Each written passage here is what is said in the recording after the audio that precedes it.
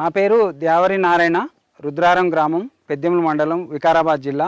నేను ఆర్ఏఏసీ మెంబర్గా 3 సంవత్సరాలు పనిచేశాను. 6 సంవత్సరాల కిందట అతివృష్టి వల్ల 9 ఎకరాల కందిలో 5 ఎకరాలు నష్టపోవడం జరిగింది. కంది పంట అనేది అతివృష్టిని తట్టుకోదు, నీటి ముంపును. ఆ విధంగా పంట మొత్తం చనిపోవడం జరుగుతుంది.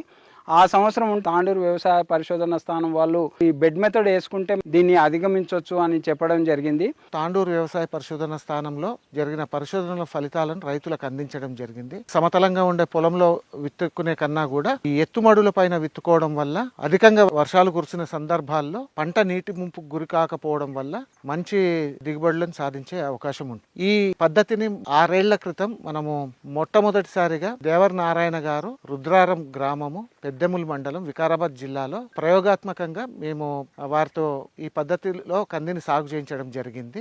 2021 నుంచి మేము బెడ్ మెథడ్లో కంది సాగు చేయడం జరుగుతుంది. ఆ సంవత్సరం నుంచి అతివృష్టిని తట్టుకోవడమే కాకుండా అనావృష్టిని కూడా ఈ రేజ్డ్ బెడ్ అనేది తట్టుకుంటుంది. అందులో సారవంతమైన మట్టి అంతా మన బెడ్లో ఉండడం వల్ల మొక్కలు అనేది చాలా బలంగా పెరగడం, అందులో వేరు అనేది మట్టి లూజ్గా ఉండడం వల్ల లోతుగా వెళ్ళడం, బాగా బలంగా ఉండి అధిక దిగుబడులు రావడానికి దోహదపడుతుంది. మాకు మామూలుగా విత్తనం వేస్తే 1 ఎకరానికి 3,000 ఖర్చు వచ్చేది. మిషన్ ద్వారా అయితే మనకు ఒక రోజు ఒక మనిషి 3 ఎకరాలు సాగు చేసుకోగలుగుతాడు. అందులో సరైన మోతాదులో విత్తనం పడుతుంది, సరైన లోతులో పడుతుంది. అంతర సేద్యం పశువుల ద్వారా కాకుండా కేవలం మనుషులు, చిన్నపాటి యంత్రాల ద్వారా మనం అధిగమించుకుంటూ పోవడం జరుగుతుంది. కలుపు తీసుకోవాలంటే 3 నుంచి 6,000 ఖర్చు వస్తుంది ఎకరానికి.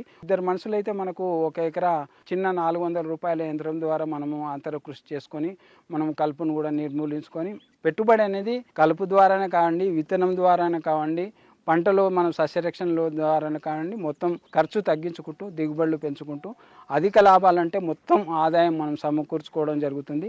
అదేవిధంగా ఈ తాండూరు వ్యవసాయ పరిశోధన స్థానం వాళ్ళు బెడ్ మెథడే కాకుండా దీన్ని కందిని నిప్పింగ్ చేసుకుంటే నంబర్ ఆఫ్ బ్రాంచెస్ పెరుగుతాయి అని చెప్పడం జరిగింది. దానికి 50 రోజులకు ఒకసారి, 90 రోజులకు ఒకసారి నిప్పింగ్ చేసుకోవడం జరిగింది. ఆ విధంగా మేము 2 సార్లు అయితే నిప్పింగ్ చేయడం వల్ల సుమారుగా 9 నుంచి 11 క్వింటాలు ఎకరానికి మేము కంది పంట దిగుబడి తీసుకోవడం జరుగుతుంది. మేము ప్రకృతి సేద్యంలో పంటలు పండిస్తున్నాం కాబట్టి పప్పు అమ్ముకోవడమే కాకుండా మిగిలినవి విత్తన రూపేణగా నేను 3 రాష్ట్రాల్లో, తెలంగాణ, ఆంధ్ర, కర్ణాటక, ఈ 3 రాష్ట్రాల్లో విత్తనంగా అమ్ముకుంటున్నాను. నేను సుమారుగా ప్రతి సంవత్సరం 1,00,000 నుంచి 2 లక్షలు ఎకరానికి మెట్ట పంటగానే పండించుకుంటూ లాభాలు పొందుతున్నాను. ఆ విధంగా మేము ముందుకు పోతూ పప్పు ధాన్యాల్లో ఒక స్థిరత్వాన్ని సాధించడం జరిగింది. నన్ను చూసి రైతులు సరౌండింగ్ విలేజెస్ కానీ, మా విలేజెస్ కానీ, వికారాబాద్ జిల్లాలో సుమారుగా 50,000 నుంచి 1,00,000 ఎకరాలకు ఇప్పుడు రేజ్డ్ బెడ్ మెథడ్ అనేది విస్తరించుకుంటూ ముందుకు పోవడం జరుగుతుంది. నాకు చాలా ఆనందం ఉంది. నేను చేయడమే కాకుండా రైతుల్ని కూడా పరోక్షంగా నేను వాళ్ళని మోటివేషన్ చేసి ముందుకు తీసుకుపోతున్నాను ఆనందంతో. అందరికీ ఆదర్శంగా ఉంటానని, అందుకు వ్యవసాయ పరిశోధన స్థానం అలాగే ఆర్ఏసీ మెంబర్గా ఉన్నందుకు రాజేందర్ నగర్ యూనివర్సిటీకి కూడా మాకు మంచి ప్రోత్సాహం అందించినందుకు, 10 మందికి నన్ను పరిచయం చేసినందుకు సదా అందరికీ కృతజ్ఞత తెలుపుకుంటూ ధన్యవాదాలు తెలుసు.